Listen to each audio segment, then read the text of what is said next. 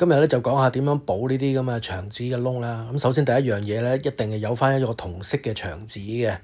咁大細方面咧就要大過你要補嗰個位置啦。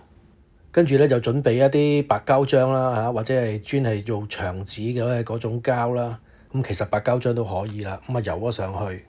咁跟住咧就將裁剪好嗰個新牆紙咧就貼上去。咁當然啦，就要對翻嗰啲牆紙紋嘅。咁貼咗上去之後咧，就大概係咁嘅樣嘅。然後咧，我哋就需要一啲即係牆紙刮啦。咁啊就另外即係刮翻平佢。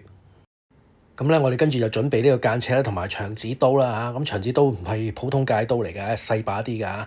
跟住咧，我哋就喺嗰個新嗰個牆紙個範圍裏邊咧，就戒一個四邊形。咁戒完之後咧，就係咁樣㗎啦。然後咧，我就將周邊嗰啲咧冇用嗰啲咧就搣咗出嚟。咁我哋咧戒呢個正方形嗰時咧要注意啦，你係要兩邊嘅牆紙都要戒到嘅。咁嗱，我哋就將嗰個新嗰個就搣咗出嚟啦。咁你發覺咧舊嗰個咧都係有嗰條戒刀痕嘅。然後咧我哋就係需要咧將舊嗰個牆紙咧搣咗出去。咁啊，你會發現啦嚇，而家咧咁樣搣法咧，即係搣到個牆紙表面嗰層色紙嗰部分嘅啫。咁仲有層底紙喺度嘅。咁我哋濕少少水啦，然後攞布抹。咁咧呢紮牆紙咧就係啱啱係根據嗰個切口咧就甩咗出嚟。咁而家咁嘅樣咧就係話啦，嗰成個牆紙連埋嗰個底紙嘅部分咧就全部都甩咗啦。咁呢個就係嗰個底嚟嘅。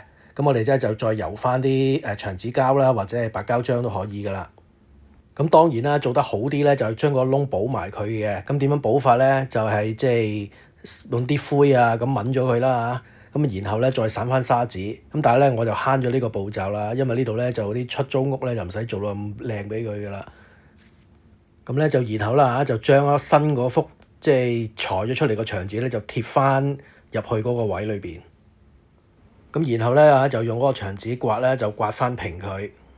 咁基本上咧你要好留心睇先至發現佢補咗嘅。咁咧你留意啦，如果你好留心睇，仲有兩個窿啦。咁如果你即係想要求高啲嘅，咁就做翻我之前講嗰個步驟啦。咁啊將佢補翻個窿，然後再磨翻平佢，散翻砂紙，咁貼落去呢個效果會更加好嘅。